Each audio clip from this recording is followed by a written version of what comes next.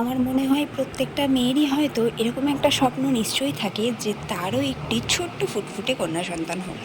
ছোটোবেলা থেকে আমিও সেই একই স্বপ্ন বহন করে চলছি যে আমার একটা ছোট্ট মেয়ে হবে, তাকে সাজাবো গোছাবো। আর বিশ্বাস করো, এখনকার যুগে মানে মেয়েদের সাজানোর জন্য এত সুন্দর সুন্দর কসমেটিক্স বলো, জুয়েলারি বলো, জামাকাপড় বলো, সব কিছু রয়েছে। আর সে জায়গা থেকে আমি মানে যেহেতু সেভাবে কিছু ইউজ করতে পারি না, কারণ আমার নিজের অ্যালার্জি, তো নিজের অনেক স্বপ্নগুলো নিজের মেয়ের মাধ্যমে আমি দেখতে চেয়েছিলাম অনেক বছর ধরে। যাই হোক, অবশেষে আমার ঘরে 2026 সালে একটি ফুটফুটে কন্যা সন্তান তোমাদের সকলের আশীর্বাদে, ভগবানের কৃপায় এসেছে। আর তার আজকে বাড়িতে প্রথম দিন। তাকে স্বাগত জানানোর জন্য তার পাশের মানে আমাদের পাশের বাড়ির ছোট ছোট ছেলে মেয়েরা, আমার মা, আমার দিদির মেয়ে, আর দীপকের তো অবদান রয়েছে, মানে আমার হাজব্যান্ডের তো অনেক বড় অবদান, সবাই মিলে খুব সুন্দর করে ওয়েলকাম জানানো হচ্ছে। আর আজকে দিনটি আমি সারা জীবন মনে রাখবো। আর এটা স্মৃতিচারণ করে রাখার জন্যই ক্যামেরাবন্দি করা। তো যাই হোক, তোমাদের সকলের আশীর্বাদ নিয়ে আমার মেয়েকে ঘরে আনা হচ্ছে। আশা করছি আমার মেয়ে খুব ভালো থাকবে, তোমরা খুব ভালোভাবে আশীর্বাদ করো। আর আজকের দিনটা আমার জীবনে স্মরণীয়, তার অনেক কারণ আছে।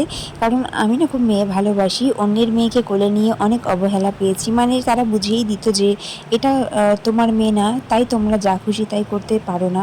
আমি সাজিয়ে দিতে চেয়েছিলাম, আমাকে বারণ করা হয়েছিল, বাধা দেওয়া হয়েছিল, অনেক কিছু কারণ থাকতে পারে। তখন ঘরে এসে শুধু কাঁদতাম আর বলতাম কবে আমাকে একটি মেয়ে দেবে। কিন্তু আমার ছেলে 6 বছর বয়স, আমার প্রথম সন্তান।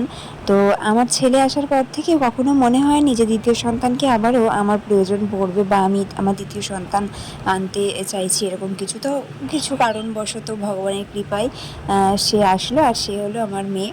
যাই হোক, একটি ছেলে একটি মেয়ে নিয়ে সুখে শান্তিতে এখন সংসার করতে চাই, সবার ভালোবাসা, সবার আশীর্বাদ নিয়ে। আর একটা কথা বলতে খুব ইচ্ছা করছে, আমি ভগবানের কাছে যা চেয়েছি একটু দেরিতে পেয়েছি, অনেক কষ্ট করে পেয়েছি, কিন্তু সেটা নিট অ্যান্ড ক্লিন পেয়েছি। তো যাই হোক, ফাইনালি তোমরা দেখো বাড়িটা কীরকমভাবে সাজানো হয়েছিল। ফার্স্টে গেট থেকে তো চারি সাইডে বেলুন দিয়ে সাজানোর পর ফুল দিয়ে খুব সুন্দর করে একটি রাস্তা তৈরি করা হয়েছিল, মানে অনেক সুন্দর, অনেক সুন্দর। আমি এতটাও আশা করিনি। তো এখানে ছোট্ট ছোট্ট দুটি পদচিহ্ন করা হয়েছে। তারপরে যেরকমভাবে এগুলো কোনো কিছু নিয়ম নয়, এগুলো শুভ আচরণ, শুভ রীতি রেওয়াজ, সেই জন্যই আর কি আমার মা এগুলো করেছিল। তো আমি ভীষণ খুশি হয়েছি। আর আমার মেয়েকে নাম রেখেছি শ্রীময়ী, ওর ভালো নাম এটা, আর সবাই বাড়িতে ডাকে মিহি বলে।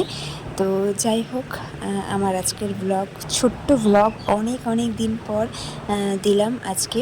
আশা করছি খুব ভালো লাগবে তোমাদের। যাই হোক, নমস্কার, সবাই ভালো থেকো, সুস্থ থেকো, সবার ভালো থাকা কামনা।